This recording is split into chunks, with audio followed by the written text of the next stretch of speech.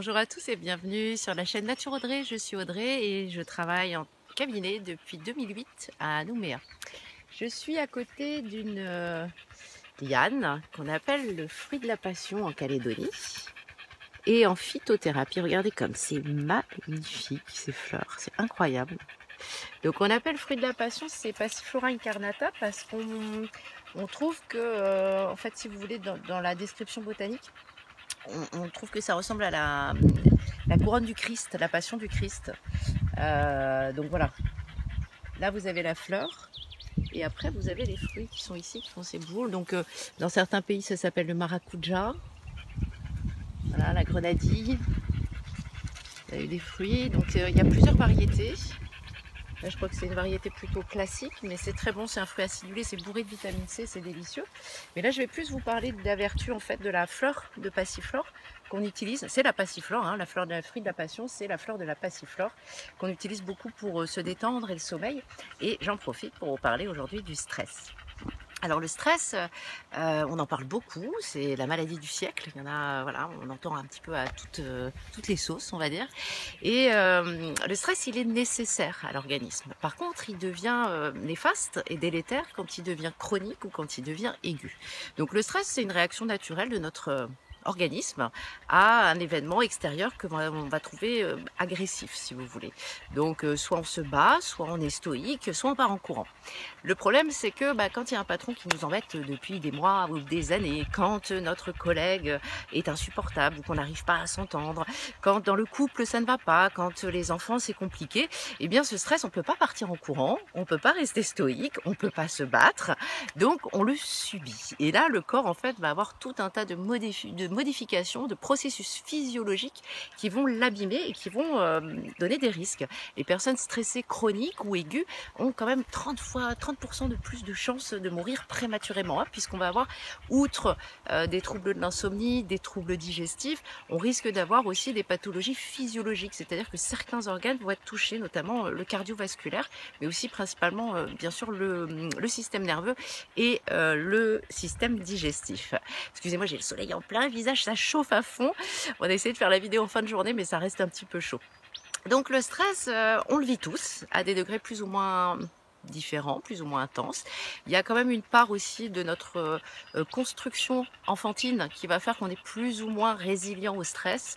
Certaines personnes sont complètement débordées face à un événement qui vous semble peut-être pour vous anecdotique, et eux vont se sentir complètement débordés, ne pas réussir à le gérer ou garder des séquelles de ces stress pendant longtemps. On a aussi les stress aigus dus aux attentats, mais je pense beaucoup aux personnes qui sont confinées depuis quasiment un an en métropole ou dans une situation de stress chronique depuis un an, où vous êtes enfermé, vous devez porter des masques, il y a cette pression au niveau des attestations, au niveau de la peur d'attraper cette maladie ou des proches à vous qui ont été touchés. Donc tout ça, c'est un stress qui est quand même pesant. Donc là, c'est la description de ce que c'est que le stress. Maintenant, comment on peut agir, nous, au quotidien ? Les deux outils les plus efficaces, à mon sens, et qui ont été démontrés par des études, c'est de respirer et de méditer. Donc la respiration, j'ai fait une vidéo il y a peu de temps sur la cohérence cardiaque, je vous invite à la découvrir, mais il y a tout un tas d'autres outils de respiration qui sont très efficaces. La cohérence cardiaque a prouvé qu'on fait baisser les points de tension et qu'on va retrouver un état physiologique de meilleure qualité au bout de 3 pratiques par jour de 5 minutes sur du long cours. Je vous rappelle juste brièvement la cohérence cardiaque. On inspire par le nez sur 5 temps et on souffle par la bouche comme dans une paille sur 5 temps. Vous pouvez accompagner vos enfants aussi, et un outil qui est très simple, c'est qu'avec vos enfants, vous allez apprendre à l'enfant à le faire. On inspire en montant le long du doigt, et on expire, on souffle en descendant le long du doigt. Et à nouveau, on inspire, et on souffle. Comme ça, l'enfant peut lui-même le pratiquer quand il se retrouve dans des situations où il se sent stressé. L'autre outil que j'aime beaucoup, c'est la méditation. La méditation va permettre de redescendre l'état physiologique dans lequel vous met le stress. Sachant que 5 minutes de stress met 5 heures à redescendre au niveau de tout votre état général de l'organisme. 5 minutes de colère, 5 minutes de tension, 5 minutes de dispute va avoir un impact pendant 5 heures sur votre organisme. Donc si c'est ponctuel, il n'y a pas de danger.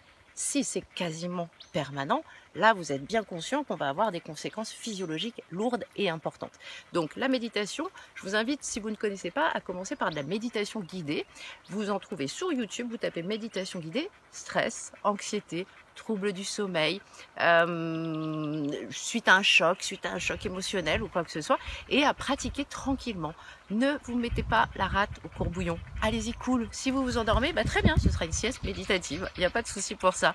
Si vous la pratiquez et que vous n'arrivez pas à vous, à vous concentrer, c'est pas grave, c'est normal, c'est une pratique, ça s'apprend. Vous avez le droit de faire des erreurs, vous avez le droit de vous tromper. Qu'importe, mais essayez de persévérer dans la pratique. Idéalement, une pratique quotidienne par jour, c'est l'idéal.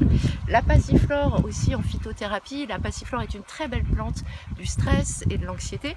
La rhodiole, le griffonia, la valériane, on en a tout un tas. Donc je ne vais pas les détailler ici puisque toujours et encore une fois, chaque plante sera choisie individuellement pour vous. Une huile essentielle que j'aime beaucoup, c'est la marjolaine à coquille qui va vous permettre, lorsque vous respirez, aider un petit peu à lâcher prise. Voilà ce que je voulais vous dire sur le stress. Il y en aurait tellement à dire et ça fera certainement l'issue de nouvelles vidéos. Je vous remercie d'avoir suivi.